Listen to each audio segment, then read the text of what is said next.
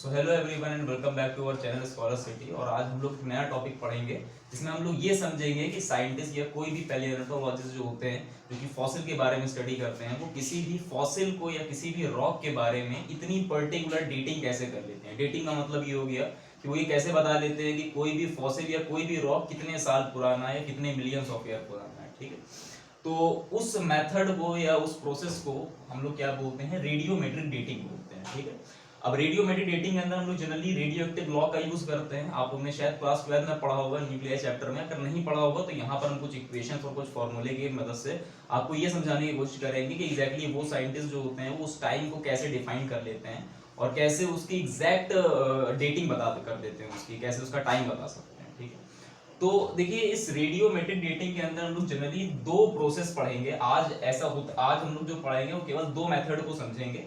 और ऐसा नहीं होता है कि केवल दो ही मेथड है, साइंटिस्ट बहुत सारे मेथड यूज करते हैं। फिलहाल जो ज्यादा आसान है, ज्यादा कॉम्प्लेक्स नहीं है, वो दो ही होते हैं। इसमें से पहला जो आता है वो बड़ा फेमस है, जिसका नाम आप लोगों ने अभी शायद न्यूज़पेपर में भी सुना होगा। पहला जो है उसको हम लोग बोलते हैं carbon dating. Carbon dating first जो मेथड आता है उसको हम लोग बोलते हैं कार्बन डेटिंग। और नेक्स्ट आता है उसको हम लोग बोलते हैं uranium lead dating. Uranium lead dating. तो ये दोनों प्रोसेस जो होते हैं, ये दोनों प्रोसेस रेडियोमेट्रिक डेटिंग के लिए या किसी भी फॉसिल या किसी भी पुरानी चीज को उसकी डेट करने के लिए, उसकी डेट बताने के लिए या फिर उसकी एज बताने के लिए यूज करे जाते हैं। ठीक है, जनरली कार्बन डेटिंग जो होता है ये थोड़े बहुत जो ज्यादा इतने पुराने नहीं है। फॉर एग्जांपल आर्कियोलॉजी में ये चीज यूज होती है। आर्कियोलॉजी में इतनी पुरानी बात नहीं हम लोग करते, जैसे ह्यूमन सिविलाइजेशन की बात करेंगे, ह्यूमंस की जनरली एज अगर हम बात करें बायोलॉजिकली तो वो कुछ 1.2 मिलियन ईयर्स ही है। तो वहां पर हम लोग कार्बन डेटिंग का यूज करते हैं। लेकिन कभी कभार जब हम लोग किसी ज्यादा प्री हिस्टोरिक एनिमल के बारे में बात करते हैं या एज ऑफ अर्थ के बारे में बात करते हैं जो कि लगभग 4.5 या 4 बिलियन ईयर है, तो वहां पर फिर ये कार्बन डेटिंग काम नहीं आती है, वहां पर यूरेनियम डेटिंग काम आती है। ठीक है, तो इसमें से किसी भी एक अगर प्रोसेस को हम लोग समझ लेंगे या उसके जो फॉर्मूलेज हैं या उसमें क्या कंसेप्ट यूज हुए हैं, अगर उसको हम समझ लेंगे तो उससे एग्जैक्टली हम लोग को आइडिया हो जाएगा कि हम वो कैसे यूज होता है। चलिए पहले हम इसी की बात करते हैं, यूरेनियम लेड डेटिंग की। कार्बन लेड डेटिंग अगर हम बात करें तो पहले समझिए कार्बन लेड डेटिंग में एक जनरली चीज यूज होती है, उसको हम लोग बोलते हैं कार्बन 14। अब कार्बन 14 क्या है? कार्बन 14 कार्बन 12 का एक आइसोटोप होता है। जनरली जो आपने देखा होगा या केमिस्ट्री में जो हम लोग पढ़ते हैं वो कार्बन 14 नहीं होता है, वो कार्बन 12 होता है, जिसका एटॉमिक नंबर जो होता है वो 6 होता है और मास नंबर 12 होता है। जबकि यहाँ पर ये कार्बन 6 और 14 मतलब इसका एटॉमिक नंबर जो है वो 6 है और मास नंबर इसका 14 है। अच्छा, याद रखने वाली बात ये कि ये जो कार्बन 14 है ये रेडियो एक्टिव आइसोटोप होता है, ये रेडियो एक्टिव आइसोटोप है। ठीक है, और एग्जैक्टली ये बात आप समझ भी सकते होंगे अगर हम लोग रेडियोमेट्रिक डेटिंग यूज कर रहे हैं तो ऑब्वियस सी बात है वहां पर हमको कोई ऐसा एलिमेंट देखना पड़ेगा, ऐसा कोई एलिमेंट चूज करना पड़ेगा जो खुद ही रेडियो एक्टिव नेचर का हो। ठीक है, तो कार्बन 12 तो यूज नहीं करना है, कार्बन 14 यूज करना होता है यहाँ पर। अब कार्बन 14 कैसे यूज करते हैं और हम लोग की बॉडी के अंदर कार्बन 14 कैसे आता है? सबसे पहली बात ये होगी कि कार्बन जो 6 और 12 यानी ये वाला जो कार्बन जो ऑर्डिनरी कार्बन है ये तो हमारी बॉडी में अच्छी तरह से होता है और अच्छा खासा परसेंटेज हमारी बॉडी में इसका रहता है, लेकिन ये रेडियो एक्टिव नहीं होता है। एक्चुअली में ये रेडियो एक्टिव होता है और हम लोग इसको एग्जैक्टली कई बार इनहेल भी कर लेते हैं। फॉर एग्जांपल के तौर पे होता क्या है, जो कार्बन 14 होता है ये हमारे एटमॉस्फेयर में बनता है जब भी कॉस्मिक रेज जो होती हैं वो आकर के ऑर्डिनरी किसी भी नाइट्रोजन से या किसी भी उससे टकराती हैं, तो वहां पर क्या होता है, वहां पर ये कार्बन 14 बनता है और फिर वो कार्बन 14 कार्बन डाइऑक्साइड बनाता है। वो कार्बन डाइऑक्साइड जो रेडियो एक्टिव कार्बन डाइऑक्साइड होती है वो किसी भी प्लांट उसको इनहेल करते हैं, उसको अब्जॉर्ब करते हैं। अब्जॉर्ब करने के बाद उनके अंदर भी कार्बन 14 आ जाता है।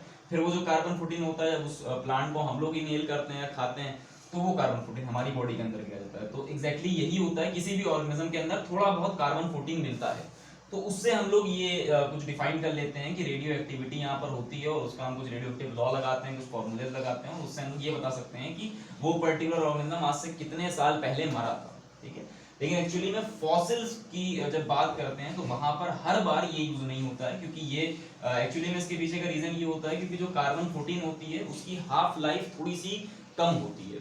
थोड़ी सी कम होने का मतलब कुछ 5000 ईयर्स इसकी हाफ लाइफ होती है। हाफ लाइफ का मतलब ये हो गया कि कोई भी पर्टिकुलर आइसोटोप या कोई भी पर्टिकुलर रेडियो एक्टिव एलिमेंट जो होता है वो अपनी इनिशियल कंसेंट्रेशन का आधा कितने साल में या कितने समय में हो जा रहा है उसको हम लोग हाफ लाइफ बोलते हैं। जैसे हमने बताया कि कार्बन 14 की जो हाफ लाइफ होती है वो लगभग 5000 ईयर होती है। तो इसका मतलब ये हो गया कि अगर इनिशियली हमारी बॉडी के अंदर 1 ग्राम कार्बन था, रेडियो एक्टिव कार्बन यानी कार्बन 14 था, और आज मेरी बॉडी अगर मर गई तो आज से 5000 साल बाद जाके वो 1 ग्राम जो है वो 0.5 ग्राम बन जाएगा। और ऐसे करते करते एक्सपोनेंशियली इसकी जो कंसंट्रेशन है वो डिक्रीज होती रहती है। ठीक है, तो क्योंकि इसकी हाफ लाइफ कम होती है तो आप समझ सकते हैं कि मान के चलिए भाई कोई बॉडी जो है कोई भी बॉडी जैसे इसके लिए एक पर्टिकुलर डेट बता दी गई है कि अगर 60 साल से ज्यादा कोई आपका वो पुराना है, फॉसिल पुराना है, तो वहां पर वो एक्सपोनेंशियली घटती जाएगी उसकी कंसंट्रेशन, और इतनी कम हो जाएगी कि उसको हम लोग अपने कुछ एक्सपेरिमेंटल मेथड से ये बता ही नहीं सकते हैं कि उस बॉडी के अंदर कितना कार्बन 14 है जिससे हम लोग कार्बन डेटिंग करते हैं। तो इसलिए ये मेथड इतना यूज नहीं आएगा। यूज जो होता है मैक्सिमम केस में हमारे अर्थ की एज बताने के लिए भी यूरेनियम लेड डेटिंग करी गई थी, और बहुत सारे फॉसिल्स की एज बताने के लिए, बहुत सारे रॉक्स की एज बताने के लिए भी यूरेनियम लेड डेटिंग करी जाती है। तो इसके प्रिंसिपल और इसके प्रिंसिपल एकदम सेम है। अगर आप यूरेनियम लेड डेटिंग को यूज पढ़ लेंगे तो आपको कार्बन डेटिंग भी समझ में आ जाएगी। ये मैंने बता दिया कि कार्बन 14 हमारी बॉडी के अंदर कैसे आता है, इसकी यूज नहीं करते हम लोग, यूज इस चीज का करते हैं क्योंकि ये वाला जो है ये रेडियो एक्टिव नेचर का है, ना कि ये रेडियो। फिलहाल हम यूरेनियम लेड डेटिंग को समझते हैं, उससे आइडिया हो जाएगा कि किस तरह से ये रेडियो मेटल डेटिंग करी जाती है। फिलहाल अभी हम यहाँ पर एक हेडिंग डालते हैं यूरेनियम लेड डेटिंग। देखिए इसमें क्या करते हैं, यूरेनियम लेड डेटिंग के अंदर अगर हम बात करें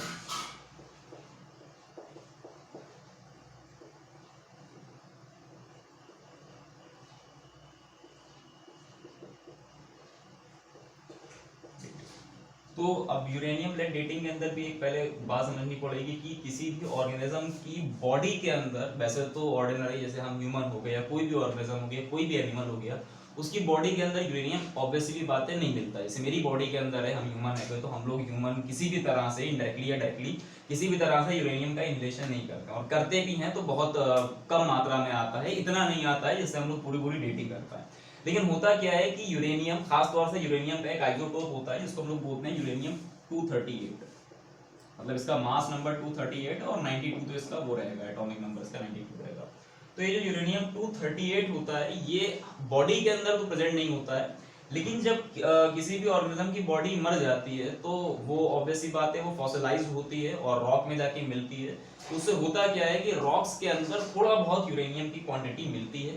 तो वो जो यूरेनियम होता है 238 यूरेनियम, वो धीमे धीमे क्या होता है उनकी बोन्स के अंदर आने लगता है, मतलब उनकी जो कैल्शियम है उससे रिएक्शन तो एक्जेक्टली नहीं होती है, वो उसके अंदर अब्सॉर्ब होता है और थोड़ा बहुत क्वांटिटी उसकी हमको देखने को मिलती है। ठीक है, अब ये जो यूरेनियम 238 है ये जनरली ये भी रेडियोएक्टिव नेचर का होता है। देखिए होता क्या है, यूरेनियम 238 जो होता है वो कुछ डीके करके, इसमें से 6 अल्फा डीके होते हैं और फिर कुछ बीटा डीके होते हैं, उससे क्या होता है, उससे ये एक लेड जो कि इसका ये भी लेड क्या है, ये भी एक एलिमेंट है, लेकिन ये रेडियो एक्टिव नहीं है, स्टेबल होता है। तो भाई रेडियो एक्टिविटी का मतलब ही ये होता है कि जब भी कोई एक रेडियो एक्टिव एलिमेंट जो होता है वो अपने अंदर से कुछ अल्फा बीटा या गामा कुछ रेडिएशंस को निकाल करके एक स्टेबल न्यूक्लियस में कन्वर्ट होता है। तो वो जो स्टेबल न्यूक्लियस है वो यहाँ पर कौन है, लेड, और इसका एटॉमिक नंबर जो होता है वो 206 होता है। ठीक है, तो जब यूरेनियम 238 कन्वर्ट होता है लेड में, तो इसी प्रोसेस को हम लोग को ओवरऑल देखना है कि ये कन्वर्जन रहता है, हमेशा चलता रहता है। किसी भी बॉडी के अंदर लगातार यूरेनियम जो होता है वो लेड में कन्वर्ट हो रहा होता है और बहुत धीमे धीमे कन्वर्ट हो रहा है ना। हम ये कह सकते हैं कि इस यूरेनियम की हाफ लाइफ जो है,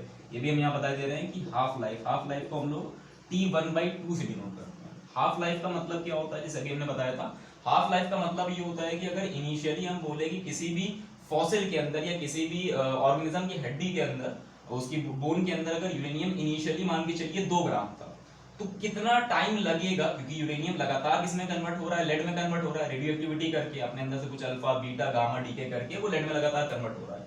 तो कितना टाइम यूरेनियम लेगा, अगर हमने 2 ग्राम यूरेनियम इनिशियली माना तो वो 2 ग्राम यूरेनियम कितना टाइम लेगा अपनी कंसेंट्रेशन को आधा करने में, मतलब 1 ग्राम कर लेने में। तो एक्चुअली में ये जो इसकी हाफ लाइफ होती है ये बहुत बड़ी होती है, लगभग 4.5 × 10⁹ ईयर्स होती है।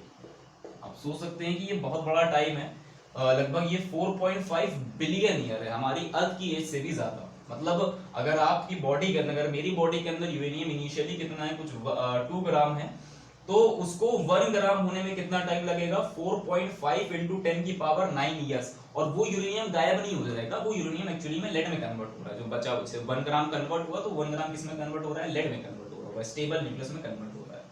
तो इस तरह से, क्योंकि इसकी हाफ लाइफ बहुत बड़ी होती है, ये सब कैलकुलेटेड चीजें हैं। हाफ लाइफ का भी एक हम फॉर्मूला बता रहे हैं, यहाँ पर एक हाफ लाइफ का फॉर्मूला लिख देते हैं कि जो हाफ लाइफ होती है उसका फॉर्मूला आता है 0.693 डिवाइडेड बाई लैम्डा।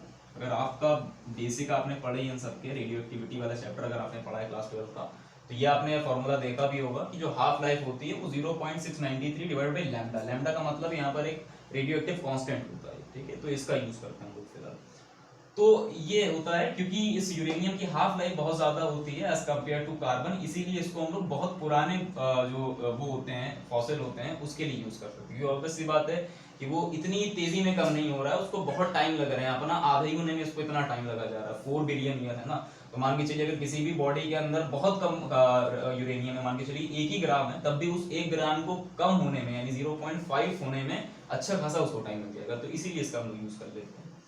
चलिए अब हम बात करते हैं कैलकुलेशन कैसे करनी होती है। तो कैलकुलेशन ऐसे करी जाती है, देखिए आपने एक सिंपल लॉ पढ़ा होगा, नहीं पढ़ा है तो फिर भी हम बता दे रहे हैं, एक लॉ है या फिर एक फॉर्मूला इक्वेशन है। वो इक्वेशन ऐसे होती है कुछ कि NT is equals to N0 e to the power minus lambda T. ये रेडियो एक्टिव डीके लॉ का एक बड़ा फेमस रिलेशन है कि NT is equals to N0 e to the power minus का लैम्डा टी। ये टी टाइम है, E आपको मालूम होगा यूलर नंबर है, लैम्डा वही जो हमने बताया जो डी के कांस्टेंट होता है। एनटी की बात करें तो एनटी एक बड़ी खास चीज है यहाँ पर। एनटी का मतलब है, आप अभी फिलहाल ये समझिए कि number of atoms after time T, और जो एन नॉट है उसका मतलब है initial number of atoms, initially उस बॉडी के अंदर या उस चीज के अंदर। देखिए रेडियो एक्टिविटी की हम बात कर रहे हैं फिलहाल, तो हम ये मान के चल रहे हैं कि आपने थोड़ा बहुत क्लास 12 का वो पढ़ा होगा, नहीं पढ़ा होगा तो फिर भी आप इतना समझ लीजिए कि ये इनिशियल कंसंट्रेशन या इनिशियल नंबर ऑफ एटम का मतलब ये हो गया कि जब भी कोई एलिमेंट डीके होता है, जब भी कोई रेडियो एक्टिव एलिमेंट डीके होता है तो इनिशियली उसका कुछ ना कुछ तो अमाउंट होगा। मान के चलिए किसी भी सैंपल के अंदर जो यूरेनियम के ये 238 है, मान के चलिए उसके कुछ एटम थे 2, 3, 4, ऐसे कुछ भी एग्जांपल उठा ली, तो जो इनिशियल कंसंट्रेशन है उस एटम की वो हमने यहाँ N0 लिखा है। और कुछ जब टाइम बीत गया, कुछ समय जब चला गया, जितना भी टाइम गया, तो उसके बाद में ऑब्वियस ही बात है वो कन्वर्ट हो रहा है लेड में जा जाके, तो उसकी कंसंट्रेशन घटेगी। तो घटने के बाद में कितनी रही, कितने टाइम के बाद में, तो उस टाइम को मैं यहाँ पर लिखना है।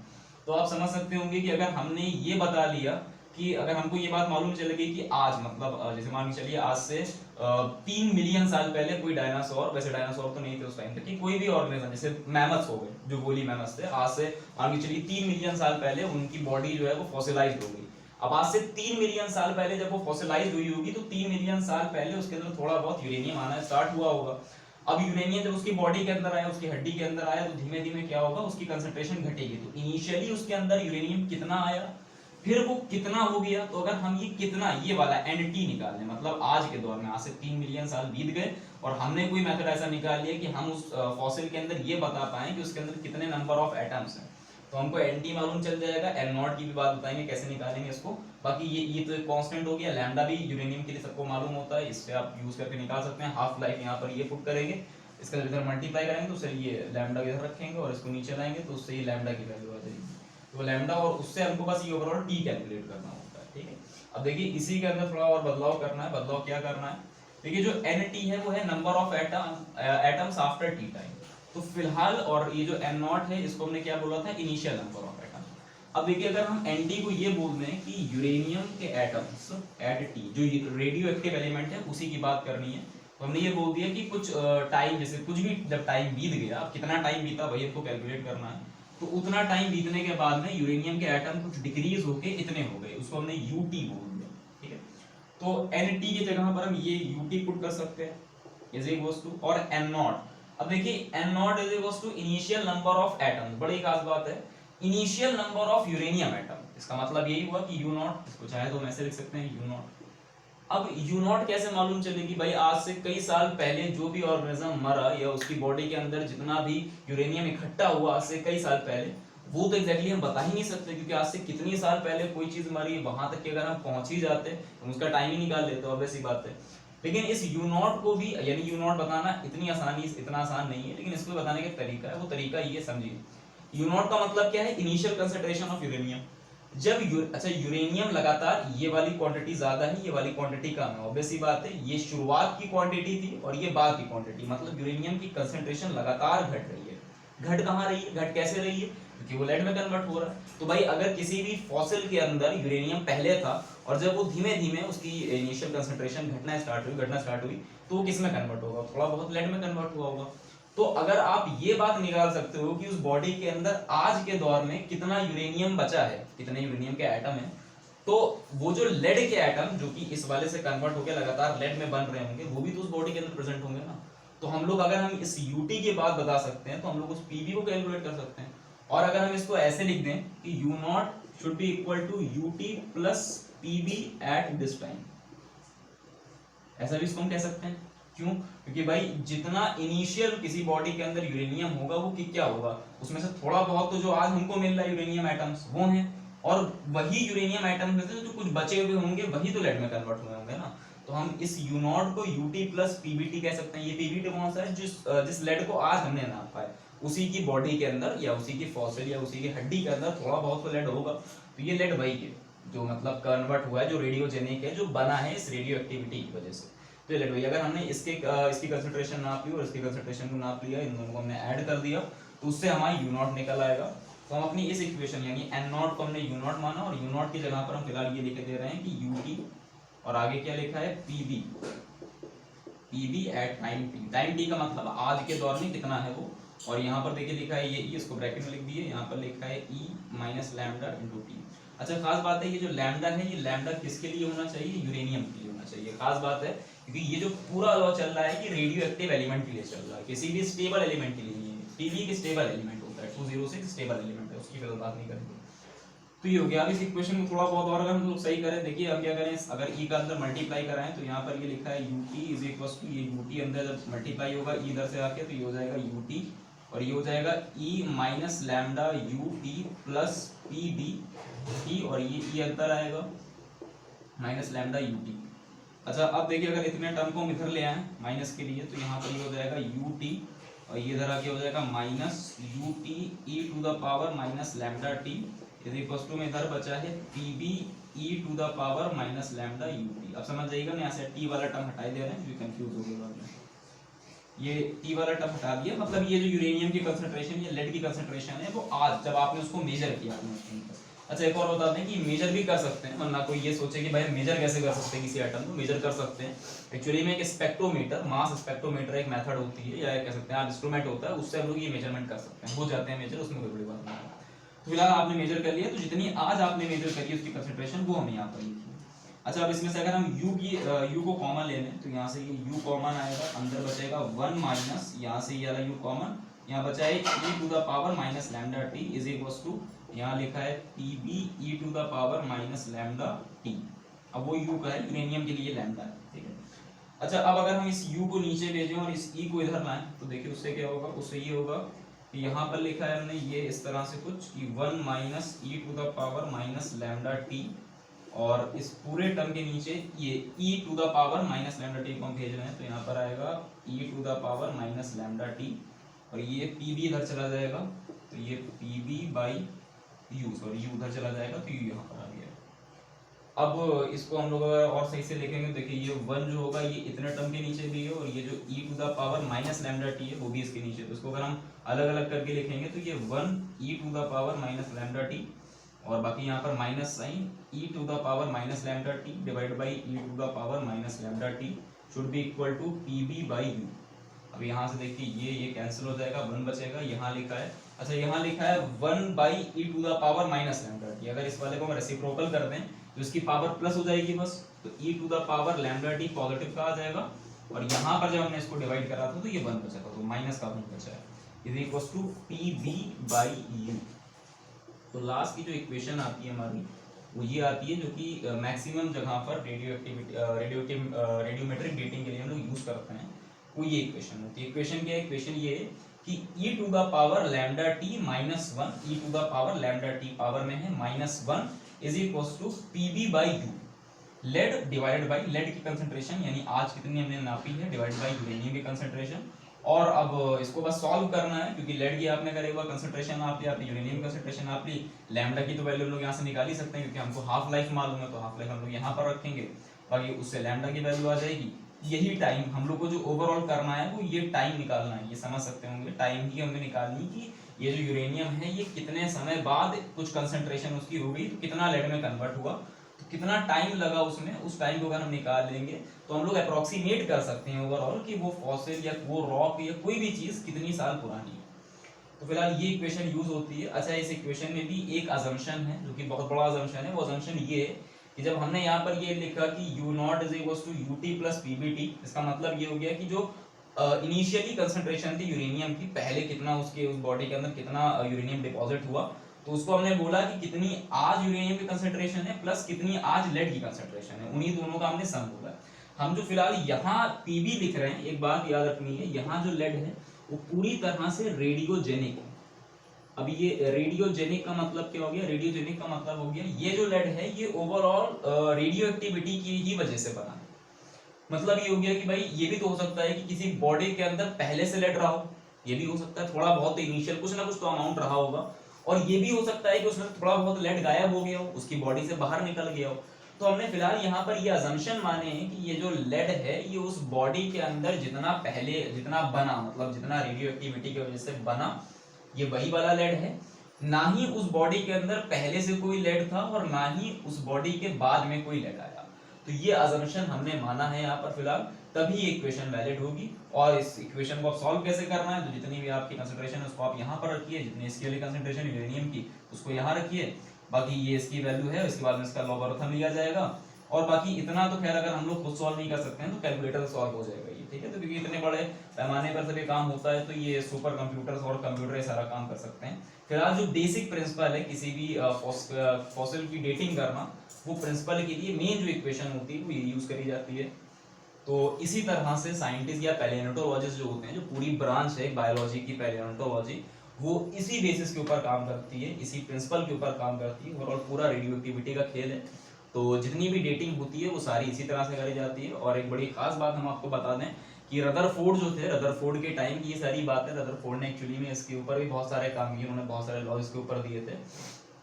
तो रदरफोर्ड ने ही ये बात सजेस्ट करी थी कि हमको अगर अर्थ की एज बतानी है तो आप इस तरह से कुछ चीज़ों को यूज़ करके बता सकते हैं। और एग्जैक्टली उस टाइम 1950 के आसपास ये बात बताई भी गई कि आप इसकी डेट कैसे बताएंगे। तो तभी आपने पढ़ा होगा कहीं ना कहीं ज्योग्राफी की बुक में कि जो हमारे अर्थ की एज है वो लगभग 4 बिलियन साल है, 4 बिलियन ईयर्स है वो। तो वो इसी मेथड को यूज़ करके निकाला गया, और जितनी भी मेजर जितनी भी आपके फॉसिल होती हैं वो सारे इसी मेथड से निकाले जाते हैं। सो आई होप आपको वीडियो अच्छा लगा होगा। अगर आपको अच्छा लगा है तो हमारे चैनल को सब्सक्राइब करिए और लाइक करिए। चलिए जब तक कि मिलते हैं अगले वीडियो में, तब तक के लिए गुड बाय।